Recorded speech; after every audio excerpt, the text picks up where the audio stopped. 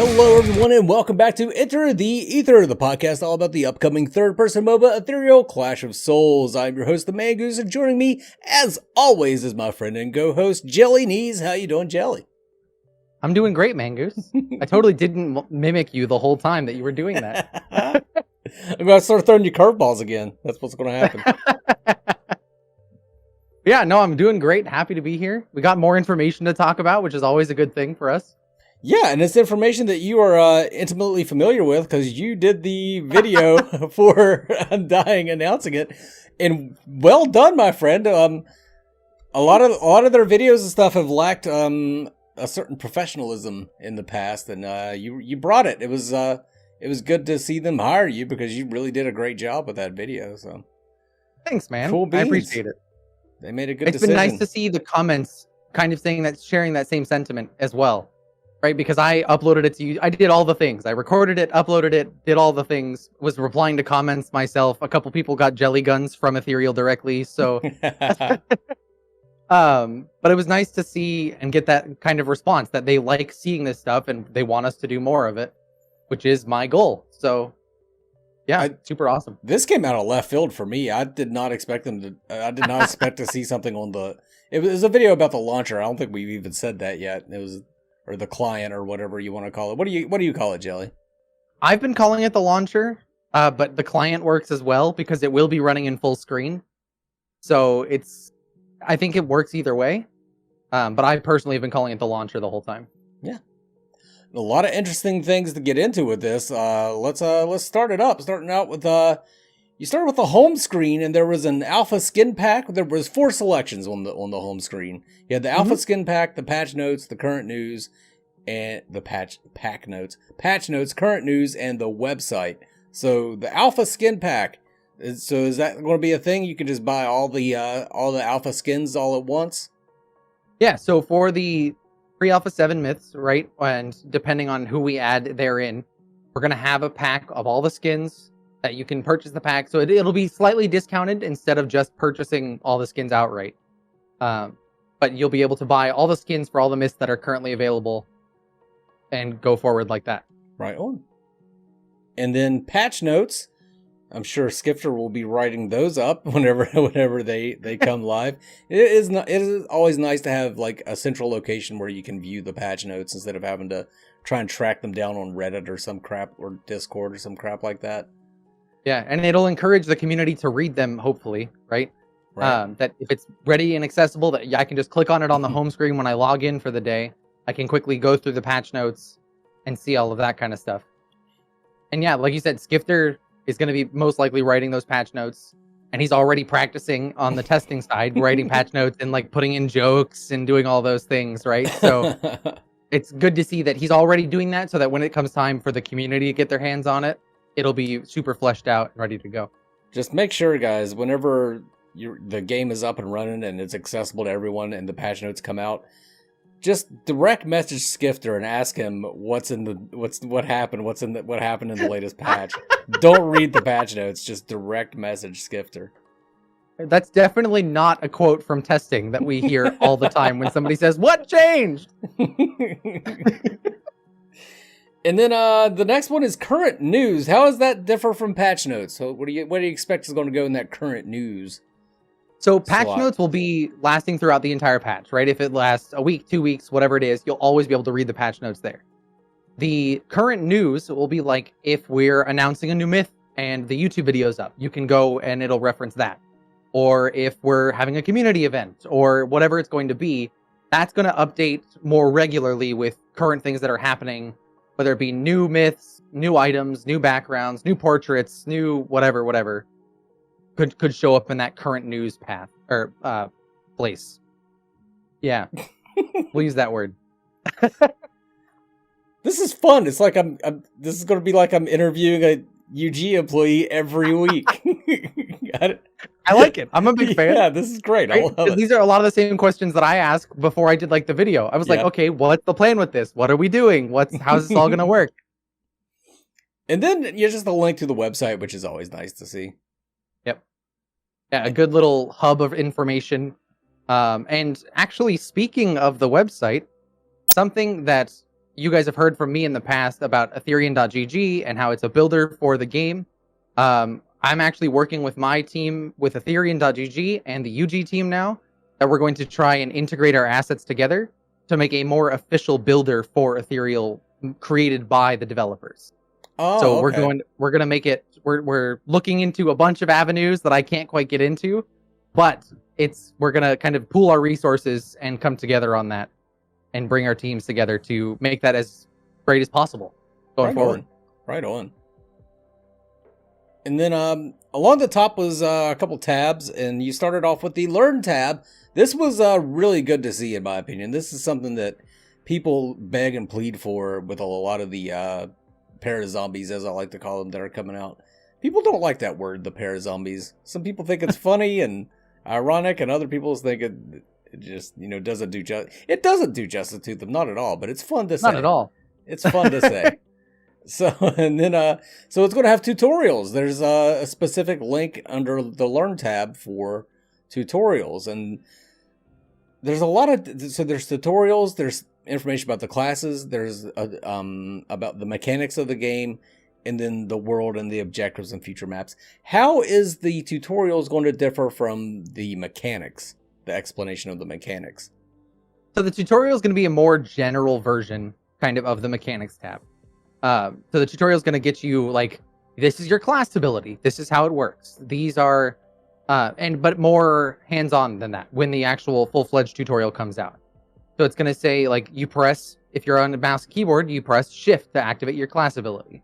It's very, very general information will be in this tutorial, whereas the mechanics tab will go more in depth of how to do things like animation canceling, or like things like more complicated details that you might not inherently know about MOBAs that you can do. Are you going to voice the tutorial, and are you going to say things like, move to the highlighted area? Great job. Great job. I'll be that guy, 100%. I would love that. UG, please? I'll do it. I'll do it, please. There's an obstacle in your path. Press spacebar to get over it. Stay behind your minions. Love it. I'm so game. Please, UG, I'll do it. So, and then for the world, this is objectives and future maps. So that's a hint that there may be more maps beyond Elysium for Ethereal. So that's pretty cool. Anything you can tell us more about that, or? All I can say about that is, in the past, we've talked about having multiple maps for different things. And yeah, that's all I can say about that. All right, right on. As for the objective part of that, though, it'll talk about the Fire Wyvern, the Ice Wyvern, Atropos, whatever the Obelisk does potentially or doesn't do potentially. The Spires, that'll be explained in there. Kind of the big core things that you'll also learn about in the tutorial will be there, that you can more glance at and kind of understand what those do from a glance. Okay. And then for the classes, is that just going to be a simple breakdown of the different class passives? Yep. Is it going to like show them in action, or is it just going to be like a brief explanation, like a text? Right now, it's to be determined. So we haven't decided for sure one way or the other. But I'd imagine we can iterate as things comes up, right? If we start with text, we can tell, and the community says we really want videos. Okay, yeah, we can just add a video in there. Kind of like what we have on the website now for some of the abilities, where it shows just the ability working. We could potentially do that for some of the classes as well. I think some of them are pretty self-explanatory, and you don't really need anything other than reading. Maybe some of the things like the knight passive or the cleric passive, that might need a little more in-depth videomanship or something. I don't know. Yeah, where you're explaining the different paths and all that kind of stuff. Yeah, definitely. All right, you ready to move on to collection? Yes, love the collection. So the collection is it just shows all the myths that you have, and then it shows skins, mastery points, and your stats for that myth. So it shows all the myths that you have, and then correct me if I'm wrong, when you click on that myth, you get like all the skins that you have for that myth. You get like the base portrait. You get the portrait of the skin. Is that only if you own the skin? No, so it'll show, I think in the video I didn't have Cyberpunk Malaya, so it shows like a little lock icon above that skin. I can click on it and view the portrait, but it shows that I don't currently own that skin. Okay. Something else that'll be in the collection tab that wasn't in that video yet, but is planned to be in there, is a breakdown of all the myth's abilities. So I can go in there, click on Malaya, and then have her abilities there that I can reference as well. Okay, right on. To go through and learn the abilities, or see if I want to purchase them based on their abilities, stuff like that. And then it's this is really cool. You got the mastery points and your stats for that for the myth. So the stats, is that going to be like your win loss with that myth and like yeah, so it'll be how many games like, you've played and all that sort of thing. Yeah, games you've played. I think it's time played is the first one on there. So the amount of time you've put into that myth. I know like Overwatch has a time played where you can say I put 200 hours on Reinhardt, right? So I'm a Reinhardt main. You could say that same thing with Malaya. Win loss, your KD with them, the amount of gold. Like it's. I think the amount of the stats that could be on there can be whatever we want them to be and whatever the community decides they want them to be. Like the kind of cool potential for that is that you can, if you're recruiting for like tournaments or something, you can say, okay, your top 3 myths, your top 3 mastery myths, send me your stat breakdown for those myths. And then like in recruiting, you can actually see in-game stats. You're not relying on the person telling you like, oh yeah, I have a 10.0 KDA on Malaya, definitely, right? Like you actually could just reference that and see their stats automatically. Okay, cool.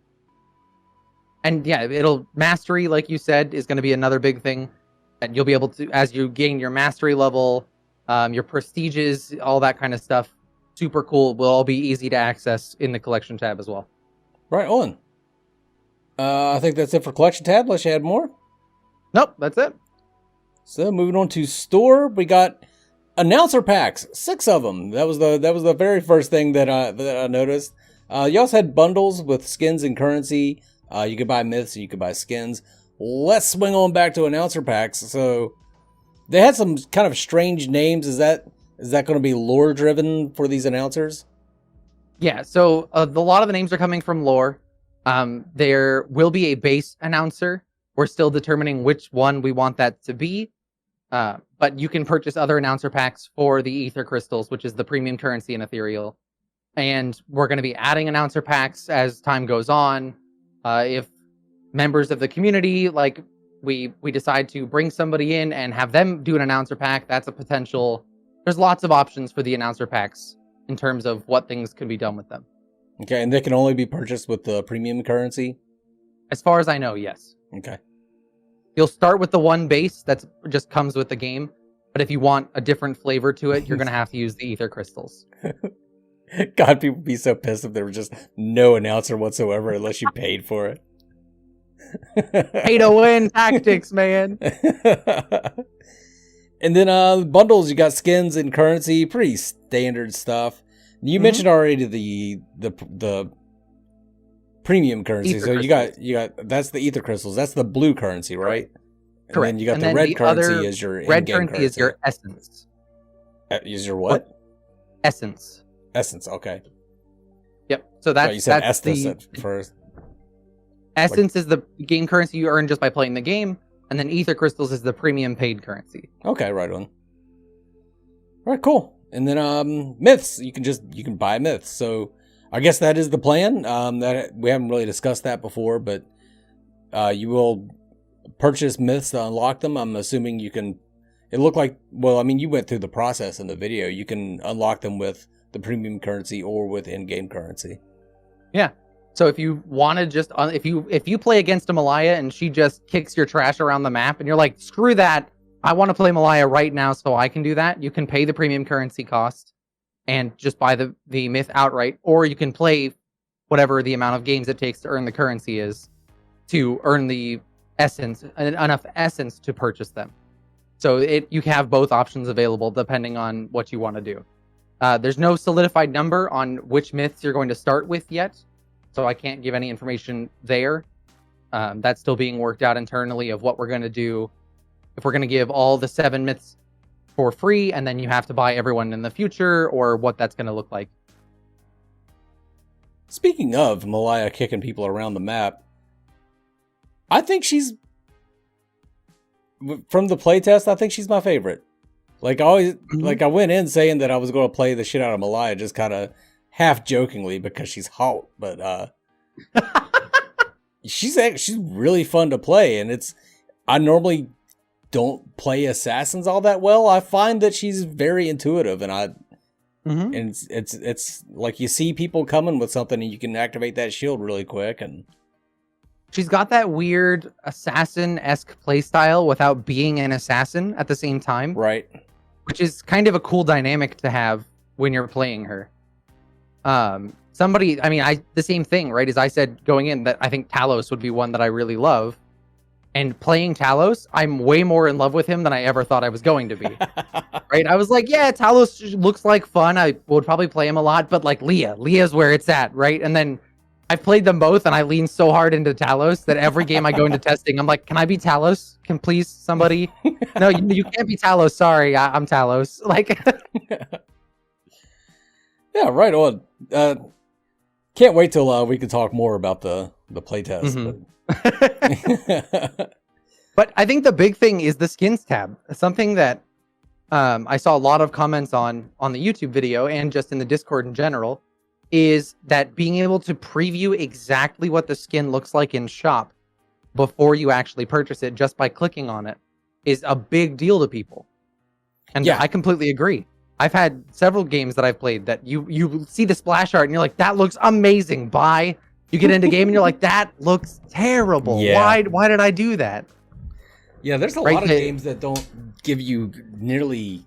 Paragon didn't really give you a good enough preview of what the skin's going to look like whenever you play it. Yeah. So being able to make educated decisions on the skins you purchase, I think is a great quality of life feature to have for the community. Yeah. Yeah, good stuff. I kind of skimmed over that, but whenever I was watching, but yeah, you're absolutely right. It's a really nice feature. Let's move on to Loadout, of course. If you didn't know, in Ethereal, you can create a loadout before you go into the game. It's like a pre-allocation of stats that you want for... Maybe you'll have a loadout for when you want to play support, and a loadout for whenever you want to play assassin, a loadout for whenever you want to play marksman, what have you. And that is in the launcher, which it needs to be. So this is definitely something you do before you even ever queue up for a match. Like, this is definitely a preparation phase sort of thing. So, Jelly, what do you got to say about the loadout? So the cool thing about the loadouts, I don't know them all off the top of my head, is we actually revealed all the stats that are going to be in each loadout category. So if you guys go back and look at that, I go through each of the different combat tactics, which show you which stats apply to them. So we've only revealed the assault class prior to that video. So now all of them are out there. So now you guys know what stats you might be able to use.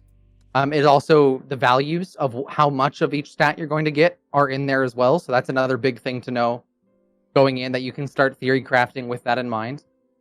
The other thing the loadouts do is they influence what your familiar is going to be and whether or not you're going to have a smite or a mask ability when you get into the game, because those are all determined as part of the loadout system. Where the familiar system isn't quite in there yet, but it's something we're working on. But so it's not just a stat change. Your combat tactic is really the most important part of the loadout system, in that you're choosing, okay, I want to pick familiars only through the assault combat tactic. And then you'll have a couple options to pick from there. And then depending on what you pick, you'll have different abilities that you can use in game, or you can swap out the ability for a smite or the mask item active. Or you can, you'll get access to different potions in the game. You'll have the assault potion, the demolition potion, reinforcement, protect, that have different effects as well. So it goes deeper than just adding stats to your character from the start of the game. Right. Yeah, very cool stuff.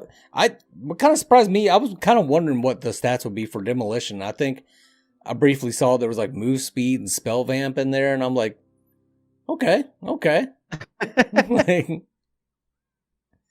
spell vamp kind of confused me why that would be as a part of a demolitionist. I guess you'd be demolishing lanes. Yeah, I don't know. That before my time. And then we get into profile. Once again, you got stats and match history. Then you got ranked and clan features.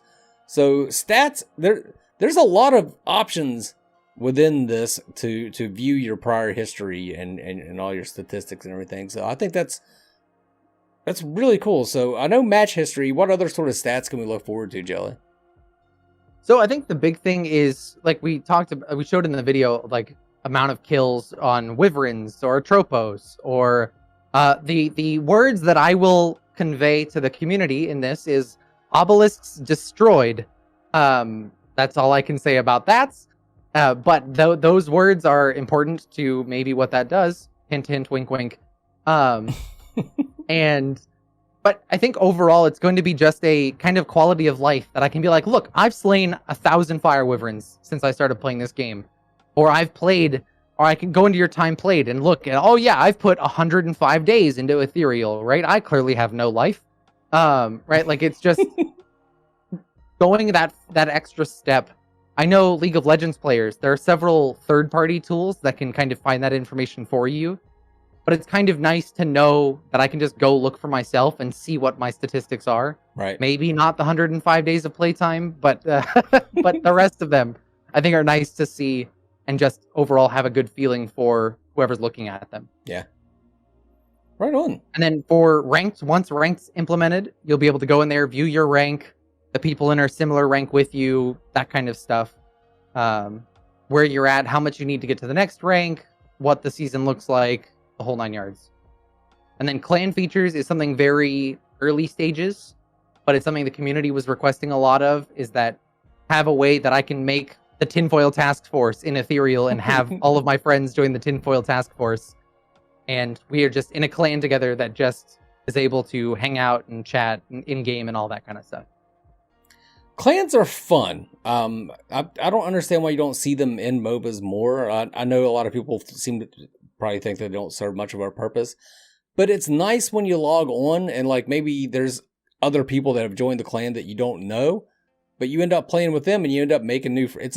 It's an easy way to make new friends, really, and always to have somebody to play with and to coordinate your team a little bit better. Yeah, and it's a great community engagement aspect, right? That UG doesn't have to control directly. It's Mangoose. Mangoose can make the Mangoose clan, right? And then people can just join it and talk to each other or play games, like you said. And that's something that UG doesn't have to have their hands directly involved in, but still provides that community aspect to the game. Right. Which I think is really important for MOBAs, especially in one that has 6 players on one team. Having that group of people to interact with is huge. And that provides another layer of competitiveness too. You're going to have clans that are, excuse me, trying to be the top clan in Ethereal and all that, you know. Yeah, the Tinfoil Task Force clan is holding open auditions now, so you better come and get your spot before it gets filled. All right, let's move on to the other thing. About profile that I want to mention is last week with the NFTs, we showed the profile icons and kind of scroll through that. You can pick the different icons and all of that, and your icon will actually come into play in this next screen where you're actually playing you're in a lobby waiting to start a game. Your icon, you'll show like a more enlarged version of that in that main lobby. So the icon that I was using in the video, I can't say exactly what it is, but there is a very key indicator that this icon is something the community knows about, but has been missing for a little while and was not present in the class update of all the images. Cough, cough, wink, wink, whatever I need to say without saying things. You guys thought I was going to stop giving out secrets. No. I just have to be more tactful. But yeah, I think it's nice to see that there's already an array of different profile icons to choose from, just to show off a little bit of difference from person to person when they're in a game and all that kind of stuff. And just to clarify, you don't have to have an NFT to have one of these profiles. Correct. And okay, so you ready to move on to play? Yeah. Okay, so we got 3 game modes. Is that right off the bat? We have 3 game modes, or for the pre-alpha and considerable future, depending on how things go with development of the other game modes, we're only going to have the one core 6v6 game mode. Okay. We are open and exploring options to add more game modes in the future, But for now and for the pre-alpha, we will definitely only have the battle mode being 6v6. Okay, right on. Yeah, I've got that written down next as only battle mode active. Yep. But within battle mode, they got blind and draft mode, so you can just kind of quick match, go in, pick whoever you want and go in, and then you have just a straight up draft.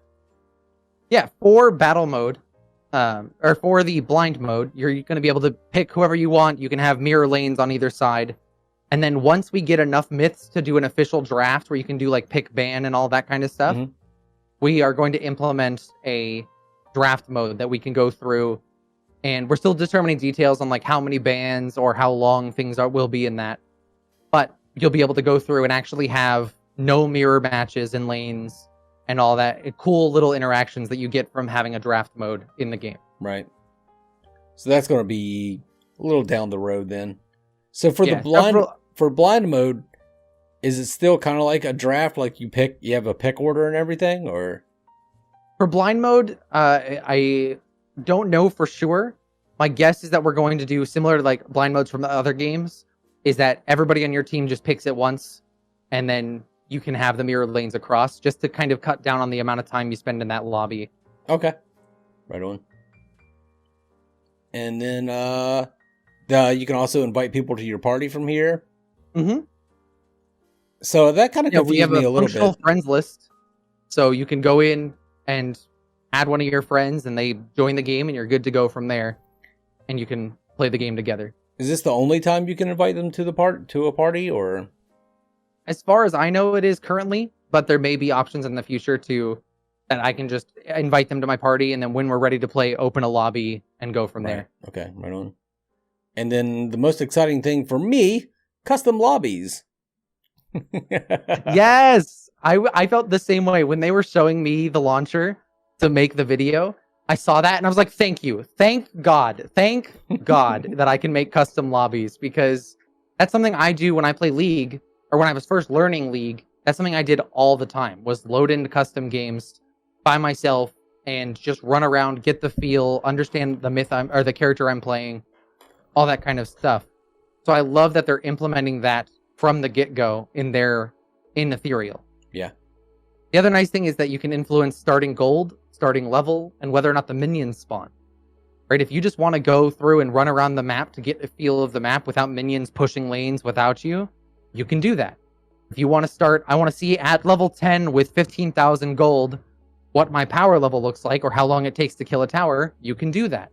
That's little teeny quality of life features that I think mean a lot to a lot of players. Yeah, it'll be great for testing stuff out. Absolutely. This is something that a lot of the para-zombies are missing, is just the ability to just go in by yourself and dick around. And even Overprime's the only one that you were able to do that at all. Yep. Even something that, like, as a content creator that I wanted to do for Fault or Predecessor or any of those, is exactly that. Go in and be able to, by myself, make content about the different aspects of the map or of minion waves or any of those things. That is harder to do when you're playing an official game, because you have to be there for your team. Right. You can't just run around for 10 minutes looking at things, because your team's going to get pissed off at you for not doing anything. So having that ability for your content creators, I think, is also a huge thing to provide. Yeah. Great stuff.